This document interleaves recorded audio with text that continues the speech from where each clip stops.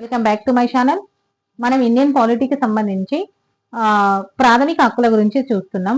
ప్రాథమిక హక్కులు అనేవి రాజ్యాంగంలో 3వ భాగం 12 నుండి 35 ఆర్టికల్ వరకు ఉంటాయని చెప్పినాం. అంటే ఇదివరకు క్లాస్లో మనము ప్రాథమిక హక్కుల యొక్క లక్షణాలను గురించి చెప్పడం జరిగింది. అసలు ఈ ప్రాథమిక హక్కులు మనం ఎక్కడి నుండి తీసుకున్నది అనేది కూడా చెప్పినాను. ఎక్కడి నుండి తీసుకున్నాం? హక్కులు అమెరికా నుండి తీసుకున్నాం అన్నమాట. అమెరికా నుండి తీసుకోవడం జరిగింది. ప్రాథమిక హక్కులను మనము అమెరికా నుండి తీసుకోవడం జరిగింది. తర్వాత అసలు ఈ ప్రాథమిక హక్కులు ఏమేమి ఉన్నాయని గమనించినట్లయితే, ఫస్ట్ ప్రారంభ రాజ్యాంగంలో మనకు 7 ప్రాథమిక హక్కులు ఉండడం జరిగింది. కానీ ఇప్పుడు 6 ఉన్నాయి. ఏం డిలీట్ చేసిందో చూద్దాము. ఫస్ట్ మొదటి ప్రాథమిక హక్కు. ప్రాథమిక హక్కులకు చట్టబద్ధమైన హక్కులకు డిఫరెంట్ తెలిసింది కదా. ఆర్టికల్ 12 నుండి 35 వరకు ఉన్నటువంటి హక్కులను మనము ప్రాథమిక హక్కులు అంటాం. తర్వాత అంటే మిగతా భాగాలలో ఉన్నటువంటి హక్కులను మనము చట్టబద్ధమైన హక్కులు అంటాం. 3వ భాగంలో ఉన్నటువంటి హక్కులను ప్రాథమిక హక్కులని, ఇతర భాగాల్లో ఉన్నటువంటి హక్కులను చట్టపరమైన హక్కులు అంటాం. ప్రాథమిక హక్కులకు ఏదైనా భంగం కలిగితే మనము డైరెక్ట్ గా సుప్రీంకోర్టుకు వెళ్ళాలి. కానీ చట్టపరమైన హక్కులు ఏవైతే ఉంటాయో ఆ హక్కులు సంబంధించి ఉల్లంఘన జరిగితే మనం కింది కోర్టుల నుండి సుప్రీంకోర్టుకు వెళ్ళాల్సి ఉంటుంది అన్నమాట. సరే, వాటి గురించి తెలుసుకునే ముందు ఇప్పుడు చూద్దాం. ప్రాథమిక హక్కులు మొత్తం మనం 7 ఉన్నాయి, ప్రస్తుతానికి 6 ఉన్నాయి. ఫస్ట్ సమానత్వపు హక్కు. ఈ సమానత్వపు హక్కు అనేది 14 నుండి 18 వరకు ఉంటుంది. తర్వాత స్వాతంత్రపు హక్కు.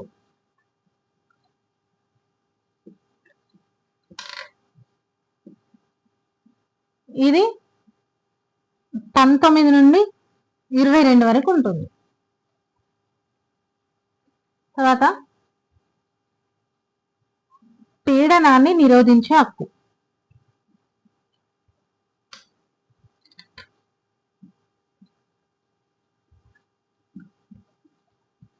పీడనాన్ని నిరోధించే హక్కు 23, 24. మత స్వాతంత్రపు హక్కు.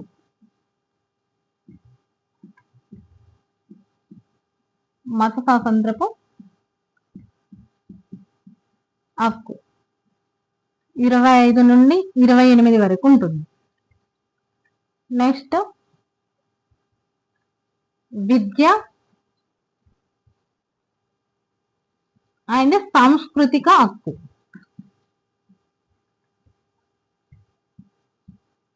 విద్య అండ్ సాంస్కృతిక హక్కు 29, 30. అండ్ 6వది ఆస్తి హక్కు. ఆస్తి హక్కు ఆర్టికల్ 31. 7వది రాజ్యాంగ పరిహారపు హక్కు. ఇది 32వ ఆర్టికల్. ఇప్పుడు చూద్దాము. హక్కులు మనకు మొత్తము 7 ఉన్నాయన్నమాట. ప్రాథమిక హక్కులు మొత్తం మనకు 7 ఉన్నాయి. ఒకటి సమానత్వపు హక్కు ఆర్టికల్ 14 నుండి 18 వరకు. స్వాతంత్రపు హక్కు 19 నుండి 22 వరకు. పీడనాన్ని నిరోధించే హక్కు 23 నుండి 24 వరకు. మత స్వాతంత్రపు హక్కు 25 నుండి 28 వరకు.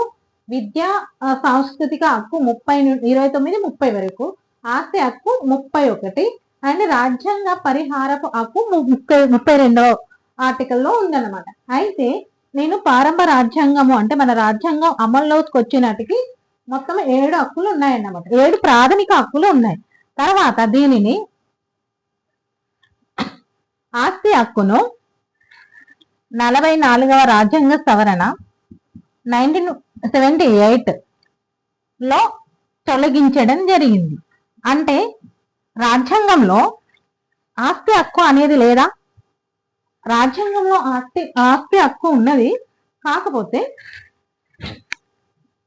దీనిని ప్రాథమిక హక్కుల నుండి తొలగించి 12వ భాగము 300A ఆర్టికల్లో చట్టపరమైన హక్కుగా చేర్చడం జరిగిందన్నమాట.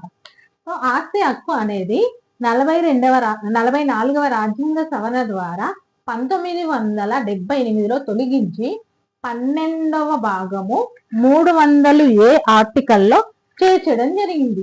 ఇప్పుడు ఆస్తి హక్కు అనేది ప్రాథమిక హక్కులో లేదు అంతే, కానీ చట్టపరమైన హక్కుగా భారత రాజ్యాంగంలో ఉంది. దీన్ని గమనించాలి. ప్రాథమిక హక్కులలో మాత్రమే లేదు, చట్టపరమైన హక్కుల్లో ఆస్తి హక్కు ఉన్నది. అండ్ ప్రాథమిక హక్కులకు చట్టపరమైన హక్కులకు డిఫరెన్సెస్ మరోసారి చెప్తున్నాను. ఏదైతే ఈ 3వ భాగంలో ఉన్నటువంటి హక్కులను మాత్రమే మనం ప్రాథమిక హక్కులు అంటాం. అంటే ఒక వ్యక్తికి కంపల్సరీ ఉండవలసిన హక్కులు అన్నమాట. ఇది 3వ భాగంలో ఉన్న హక్కులను మాత్రమే ప్రాథమిక హక్కులు అంటాం. మిగతా భాగాల్లో ఉన్నటువంటి హక్కులను చట్టపరమైన హక్కులు అంటాం. మూడవ భాగంలో ఉన్న ప్రాథమిక హక్కులకు భంగం కలిగితే ఆర్టికల్ 32 ద్వారా డైరెక్ట్ గా సుప్రీంకోర్టుకి వెళ్ళవచ్చు. అలాగే 220 ఆర్టికల్ ద్వారా హైకోర్టుకి వెళ్ళవచ్చు. అలాగే ఇప్పుడు హైకోర్టుకు సంబంధించి హక్కులకు సంబంధించి చట్టపరమైన హక్కులు ఉంటాయి కదా, ఈ చట్టపరమైన హక్కులకు సంబంధించి హైకోర్టుకు వెళ్ళవచ్చు.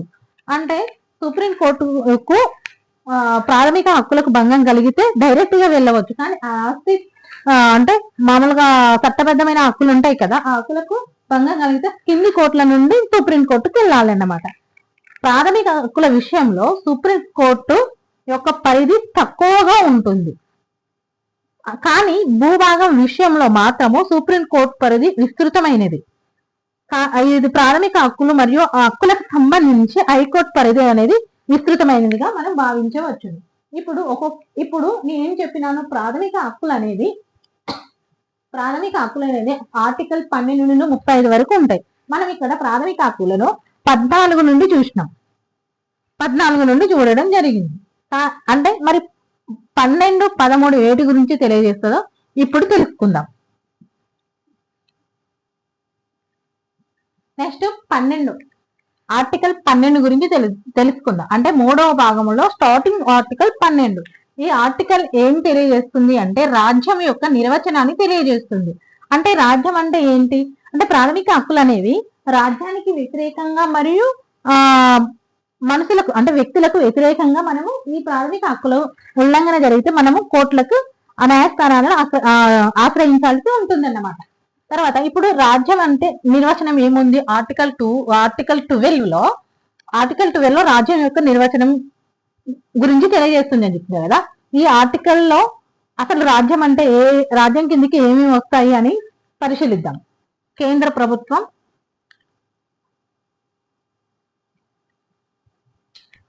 And parliament. నెక్స్ట్ రాష్ట్ర ప్రభుత్వము అండ్ శాసనసభ.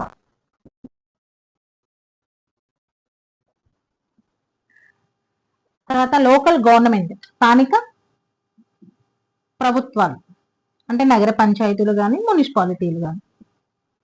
తర్వాత ప్రభుత్వ అధికారంతో నడిచే సంస్థలు, ఎల్ఐసి కానీ సాయిల్ కానీ ఇలాంటివి. అయితే వీటికి సంబంధించి ఒక 2-3 కేసులు ఉన్నాయి, వాటిని చూద్దాం. ఆర్టికల్ 12 రాజ్యం యొక్క నిర్వచనం తెలియజేస్తుంది. ఇక్కడ రాజ్యం యొక్క నిర్వచనాన్ని ఎందుకు తెలుసుకోవాలి అంటే ప్రాథమిక హక్కులు అనేవి రాజ్యం గాని మరియు వ్యక్తులకు వ్యతిరేకంగా మనకు ఏమన్నా ప్రాథమిక హక్కుల ఉల్లంఘన జరిగితే మనం న్యాయస్థానాన్ని ఆశ్రయించాలి. రాజ్యం చేసే తప్పులకు కానీ వ్యక్తులు చేసే తప్పులు కానీ ప్రాథమిక హక్కులకు వ్యతిరేకంగా ఉన్నట్లయితే మనం న్యాయస్థానాలను సంప్రదించవచ్చు. అయితే రాజ్యం పరిధిలోకి కేంద్ర ప్రభుత్వం మరియు పార్లమెంట్ వస్తుంది, రాష్ట్ర ప్రభుత్వం శాసనసభ వస్తుంది, స్థానిక ప్రభుత్వాలు వస్తాయి, ఎల్ఐసి, సాయిల్, ఓఎన్జిఎస్ అలాంటి సంస్థలన్నిటి వస్తూ ఉంటాయి అన్నాడు. అయితే ఆర్టికల్ 12కు సంబంధించి కొన్ని కేసులను చూద్దాం. ఫస్ట్ ఉమేష్ చంద్ర సిన్హా అంటే ఇంపార్టెంట్ కేసులే చెప్తాను. ఈ కేసులో ఏం చెప్పింది అంటే విశ్వవిద్యాలయాలు ఉన్నాయి కదా, విశ్వవిద్యాలయాలు అనేది రాజ్యం పరిధిలోకి వస్తాయన్నమాట. అండ్ శ్రీ కోనసీమ ఇయర్స్ కొంచెం గుర్తు పెట్టుకోండి, నాకు గుర్తుకులేదు. కోనసీమ సహకార బ్యాంక్ ఇయర్స్ కంపల్సరీ, ఇయర్స్ లేకపోతే వేస్తే కోనసీమ సహకార బ్యాంక్ వర్సెస్ సీతారామరాజు.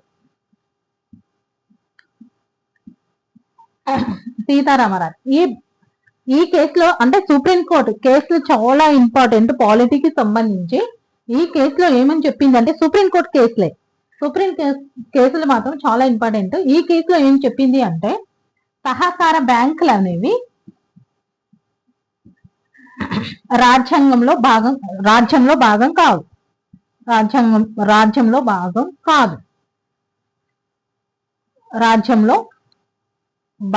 కాదు. And Zee telefilm